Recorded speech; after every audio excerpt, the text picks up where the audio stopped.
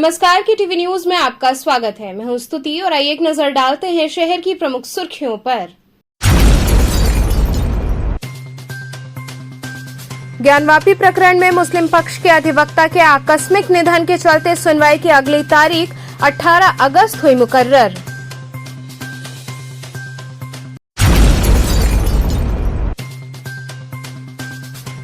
पराड़कर स्मृति भवन में Covid vaccine शिविर का हुआ आयोजन।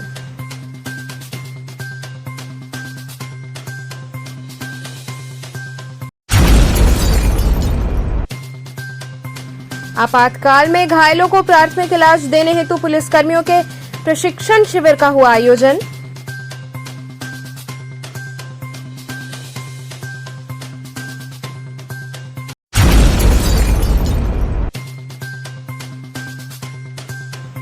और कचहरी परिसर में अधिवक्ता जर्जर टीन शेड के नीचे बैठने को हुए मजबूर।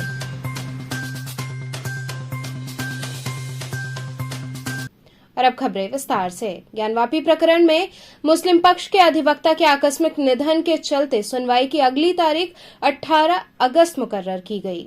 ज्ञानवापी श्रृंगार गौरी मामले में अंजुमन इंतजामिया मसाजिद कमेटी द्वारा न्यायालय में सुनवाई स्थगन हेतु प्रार्थना पत्र दिया गया। आपको बता दें कि मुस्लिम पक्षकार के अधिवक्ता अभयनाथ यादव का पिछले रविवार को आकस्मिक निधन हो गया, जिसके चलते मुस्लिम पक्षकार के अधिवक्ता ने जिला जज अजय कृष्ण विश्वेश की अदालत में प्रार्थना पत्र देकर 15 दिनों का वक्त मांगा था। वहीं सुनवाई हेतु अगली तारीख 18 अगस्त निहित की गई है।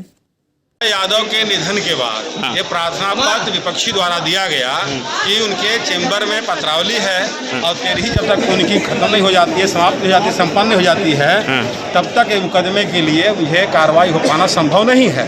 हम लोगों ने भी सीन करके छोड़ दिया क्योंकि अधिवक्ता की बात थी। 18 अगस्त को डेट लगी है अगली सुनवाई के लिए। तारीख का क्या हुआ? आज हम लोगों ने मैनेजमेंट कमेटी जो अंजुमन इंतजामिया मसाजिद है, उन्होंने एडजमेंट सीख किया क्योंकि अभयनाथ यादव काम कर रहे थे, वही तैयारी कर रहे थे। वो उनका स्वर्गवास हो गया, इस वजह से हम लोगों ने दरख्वास्त दिया कि हम लोगों को टाइम दिया जाए। तो सभी लोगों की सहमति से आज जो है 18 अगस्त जो है तारीख निर्धारित हुई है। क्या अगली तारीख को जो है आपकी तरफ से हम लोग तरफ जवाब होगा, जवाब दिया जाएगा। किस बिंदु पे आज आप लोगों को बात करनी थी? आज जो उनकी बहस हुई उसी का जवाब देना है। सब बिंदु जितने उन्होंने बिंदु उठाए उसका जवाब देना हमको। अभी किसी को नहीं रखा गया है। अब टाइम मिल गया है, इसमें देखा जाएगा, समझा जाएगा, जैसा होगा तैयारी किया जाएगा। अगर किसी को रखना हो तो रखा जाएगा। पराड़कर स्मृति भवन में कोविड वैक्सीन शिविर का आयोजन किया गया। मैदाकिन गोलघर स्थित पराड़कर भवन में काशी पत्रकार संघ व वाराणसी प्रेस क्लब की ओर से पत्रकारों व उनके परिवार के सदस्यों के लिए कोरोना वैक्सीन शिविर का आयोजन किया गया, जिसमें पत्रकार व उनके घर के सदस्यों ने पहुंचकर इसका लाभ उठाया। पत्रकार संघ के अध्यक्ष सुभाष सिंह व अत्रि भारद्वाज ने बताया कि पत्रकार संघ व प्रेस क्लब द्वारा समय समय पर पत्रकारों के हित के लिए कार्य किया जाता है। इस सब को देखते हुए शिविर लगाया गया है। आगे भी जो योजनाएं होंगी उसका लाभ पत्रकार व उनके परिजनों को दिया जाएगा। सहयोग करने वालों में सोनी सैनी, रूपा दुबे, सुप्रिया राय सहित अन्य लोग उपस्थित रहे। आज बूस्टर डोज लगाने की व्यवस्था काशी पत्रकार संघ द्वारा की गई है और अब तक हम लोगों ने फर्स्ट डोज और सेकंड डोज भी लगवाया था अपने पत्रकार भाइयों के लिए। और यहाँ क्योंकि सुविधा है, परिवार के लोग भी आते हैं तो उनको धूप में नहीं बैठना पड़ता, पूरा बड़ा हाल है, यहाँ बैठ कर के उन्होंने लगवाया। और जिन लोगों ने दोनों डोज लगवा लिए हैं उनके लिए बूस्टर की व्यवस्था आज की गई है और काफ़ी लोगों ने बूस्टर डोज लगवा लिया है। जो बच गए हैं वो आज उसका लाभ ले सकते हैं। संघ की तरफ से आगे भी कोई योजना है? संघ के तरफ से हमेशा पत्रकारों के हित में कोई भी योजना हो हम लोग उसके लिए तत्पर रहते हैं और हम लोग की प्राथमिकता होती है कि पत्रकार भाइयों का किस स्तर पर सहयोग किया जाए, किस स्तर पर उनकी मदद की जाए और उसके लिए संघ खड़ा है और हमारे साथ जितने साथी हैं वो भी हमारे साथ खड़े हैं। संघ वाराणसी प्रेस क्लब के सदस्यों के लिए यहाँ पर वैक्सीनेशन की व्यवस्था की गई है और सूचना भी लोगों को दी गई। जो बूस्टर डोज लगवाना चाहें वो लगवाएं और जिन लोगों को पहला या दूसरा डोज नहीं लगा है उनको भी वो डोज देने की व्यवस्था है।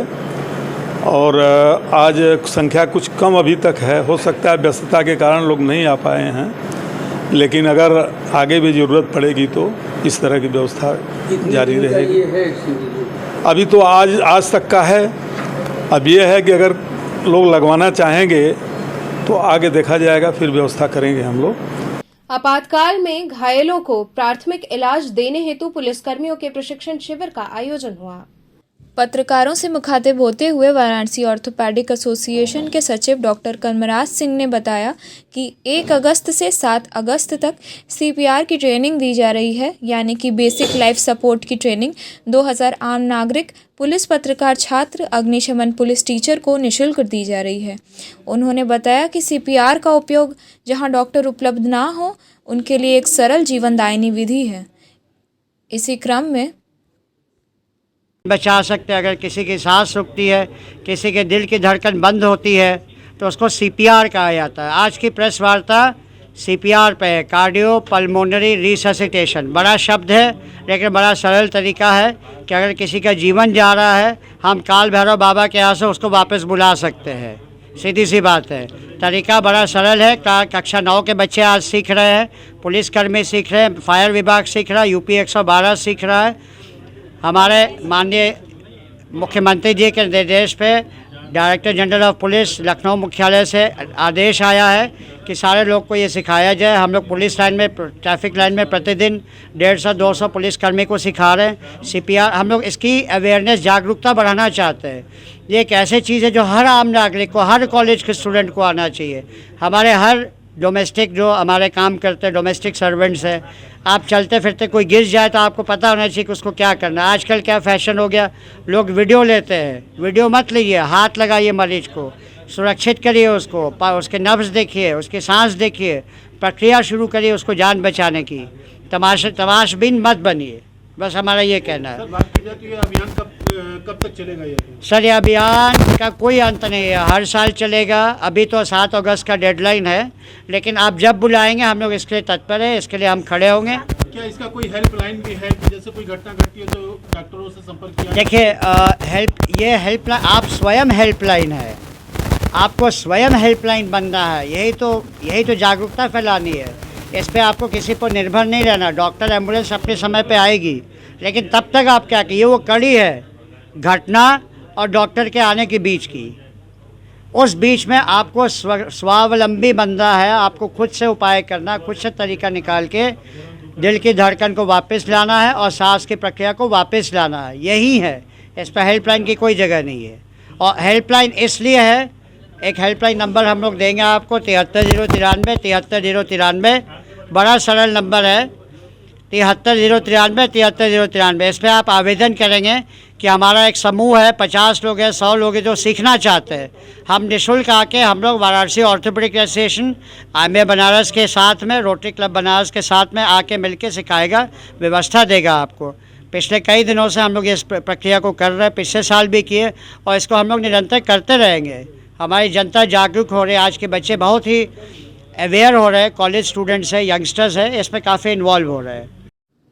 वरिष्ठ चिकित्सक और ऑर्थोपेडिक सर्जन डॉक्टर कर्मराज सिंह विगत 1 अगस्त से लगातार वाराणसी पुलिस के कर्मचारियों, अधिकारियों को आपातकाल में मरीजों को प्राथमिक इलाज देने के लिए प्रशिक्षण दे रहे हैं।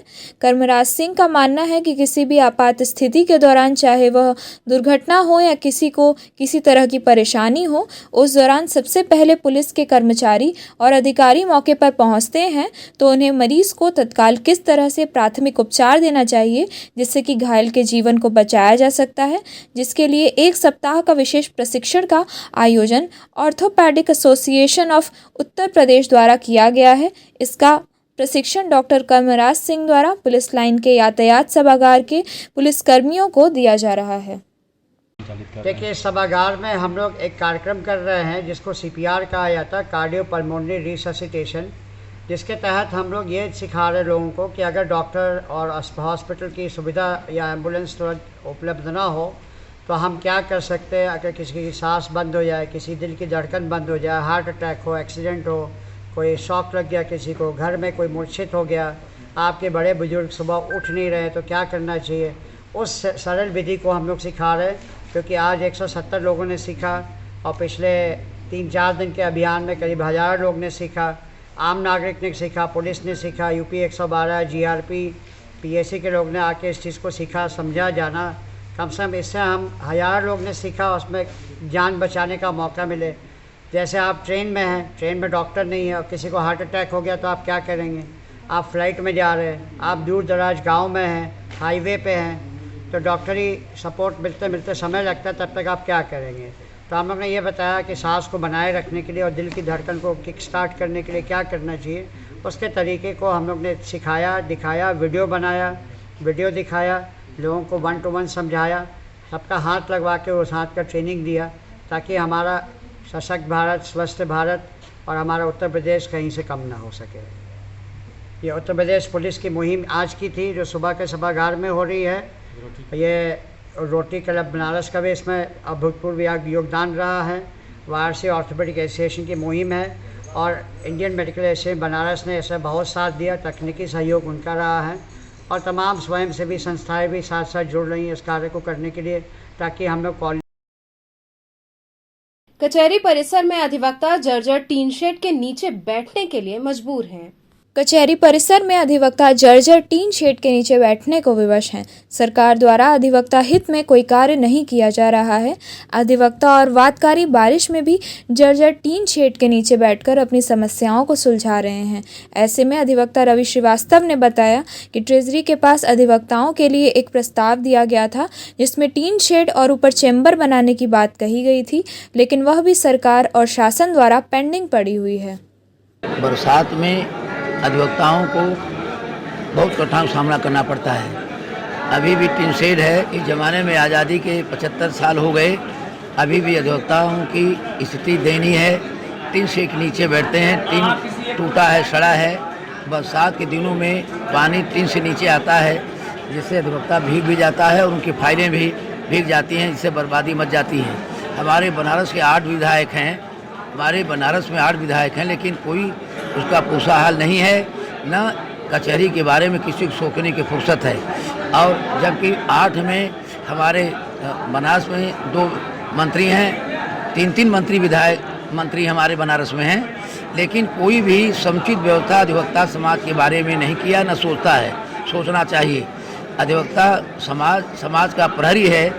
आज़ादी के इतना बाद होने के बाद देश में, दुनिया में विकास हुआ, लेकिन अधिवक्ता समाज की स्थिति जैसी तस रह गई। माननीय हमारे एमपी माननीय मोदी जी हैं, हमारे देश के प्रधानमंत्री मोदी जी हैं, इसके बावजूद भी अधिवक्ताओं का बनारस सिटी में कचहरी है, दुर्व्यवस्था है। इससे बड़ा दुर्भाग्य कुछ हो नहीं सकता है। अधिवक्ता समाज पर भी सरकार का ध्यान होना चाहिए। राज्य में, केंद्र में दोनों सरकार भाजपा की है, लेकिन इतनी मजबूत सरकार फिर अभी कभी हो भी नहीं सकती भविष्य में, ये मेरा मानना है। लेकिन अधिवक्ताओं पर ध्यान नहीं है। अभी कोरोना काल बीता है, कर्मचारियों को सरकार ने, योगी बाबा ने 33 लाख रुपया दिया। लखीमपुर खीरी कांड में पीड़िता को 42% दिया, पीड़ित पक्ष को, लेकिन अधिवक्ता समाज को 5 पैसा भी नहीं दिया। ये भी दुख का विषय है। हम ये गुजारिश करते हैं माननीय मोदी जी से, माननीय योगी से, हमारे जो 8 विधायक हैं, जिसमें 3 मंत्री भी हैं, उनसे भी रिक्वेस्ट करना चाहता हूं कि कचहरी के बारे में ध्यान दें, साफ सफाई के बारे में ध्यान दें। टीन शेड मड़ई से हम लोग जान बचावें, क्योंकि दुनिया में विकास हो गया, सबका विकास हो गया, लेकिन कचहरी जब तक पड़ी हुई है। आज भी टीन शेड में अधिवक्ता समाज हमारा, जबकि समाज का प्रहरी कहा जाता है। आई एम आसो ऑफिसर ऑफ द कोर्ट। एक कोर्ट के अफसर को न्यायालय में 8 लगती है एसी, तो जून के महीना में उनको ठंडा लगता है। यहाँ रुकेंगे एक छोटे से ब्रेक के लिए। आप बने रहिए केटीवी के साथ।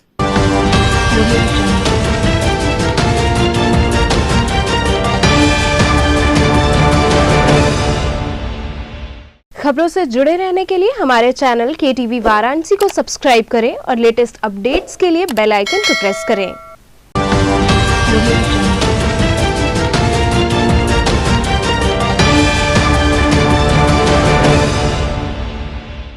ब्रेक के बाद आपका स्वागत है।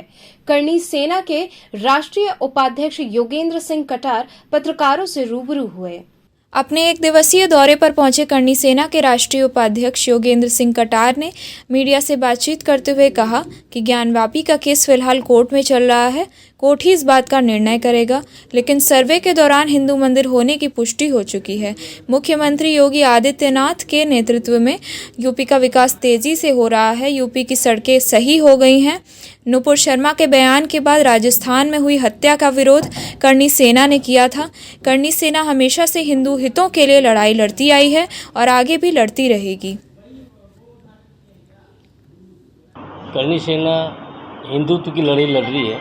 इतिहास के साथ छेड़छाड़, हिंदू देवी देवताओं का अपमान, ये सब चीज़ों के लिए करनी सेना तत्पर है, हमेशा आगे रहती है, कर रही काम। बात की जाए जिस तरह से इस समय अपने उसमें चल रहा है वाराणसी में विश्वनाथ और शिवाजी मामला, किस तरह से उसको देख रहे हैं? सर, जहाँ सारे सबूत हिंदुत्व के मिल रहे हैं, जहाँ भोलेनाथ का मंदिर था, माँ गौरी की जहाँ पूजा हो रही है, वहाँ माँ गौरी के सारे चिन्ह मिल रहे हैं, जो मामला भी कोर्ट में चल रहा है, तो इस बात को सबको मान लेना चाहिए। अगर ऐसा होगा तो करनी सेना तो सबसे आगे खड़ी है।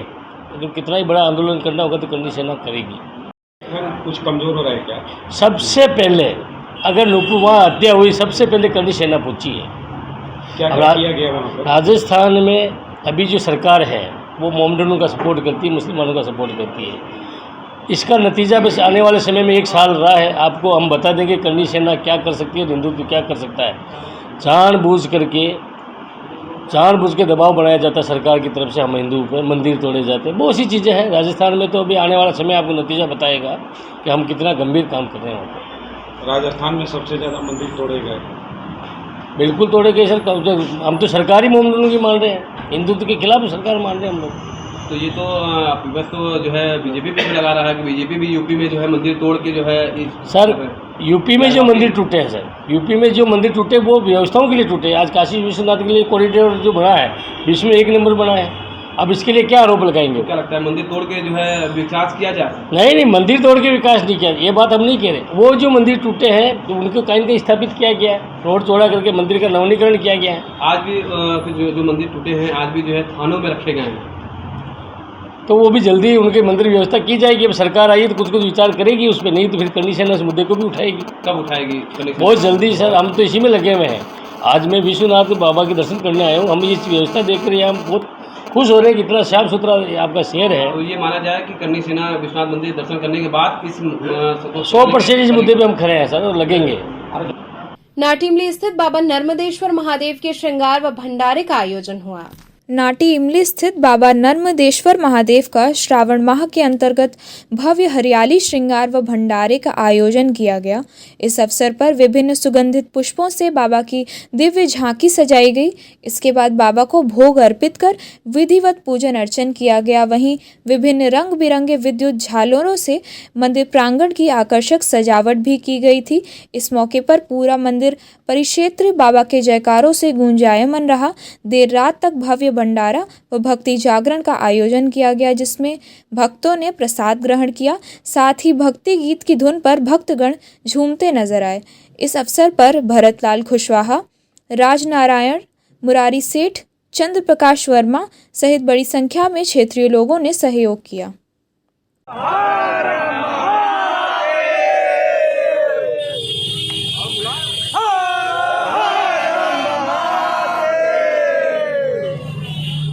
हमारे वाराणसी स्थित नाटी मिली लेबर कॉलोनी चौराहे पर श्री नर्मदेश्वर महादेव का मंदिर अभी नया निर्मित हुआ है, जो कि हमारे समाज से निर्मित है, जिसमें कोरोना काल से भी बड़ा बाबा का आशीर्वाद रहा है।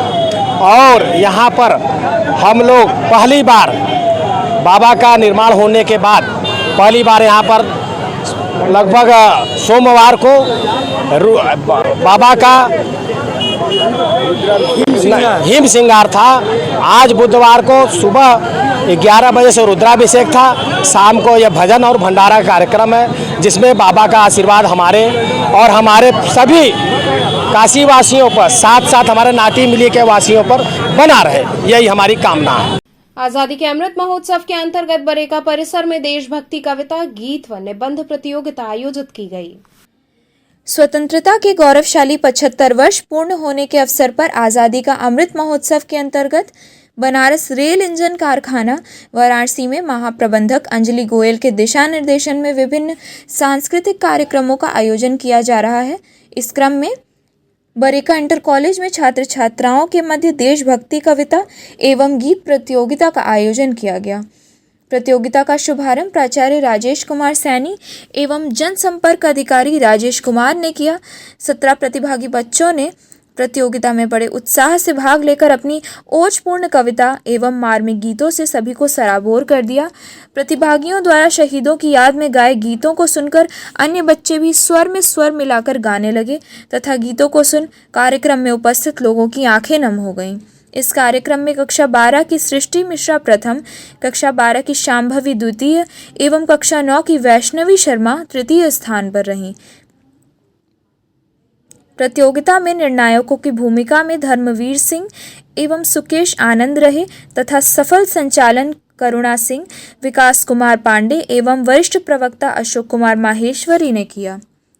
एक अन्य कार्यक्रमों में प्रविधिक प्रशिक्षण केंद्र में राजभाषा विभाग द्वारा अधिकारियों एवं कर्मचारियों के मध्य आज़ादी का अमृत महोत्सव राष्ट्र की उन्नति के लिए आयाम विषयक निबंध प्रतियोगिता का आयोजन किया गया। प्रतियोगिता में बरेका के अधिकारियों एवं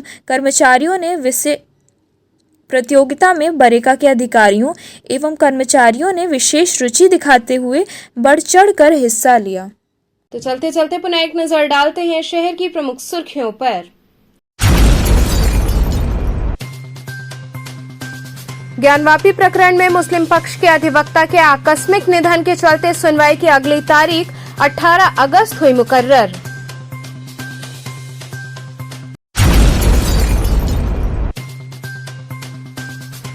पराड़कर स्मृति भवन में कोविड वैक्सीन शिविर का हुआ आयोजन।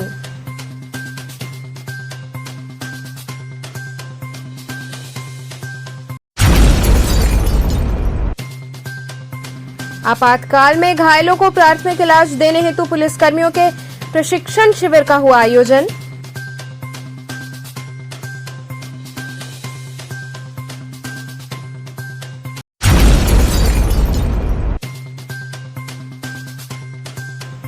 और कचहरी परिसर में अधिवक्ता जर्जर टीन शेड के नीचे बैठने को हुए मजबूर।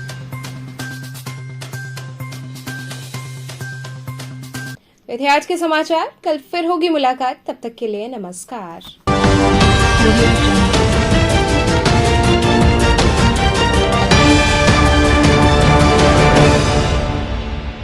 खबरों से जुड़े रहने के लिए हमारे चैनल KTV वाराणसी को सब्सक्राइब करें और लेटेस्ट अपडेट्स के लिए बेल आइकन को प्रेस करें।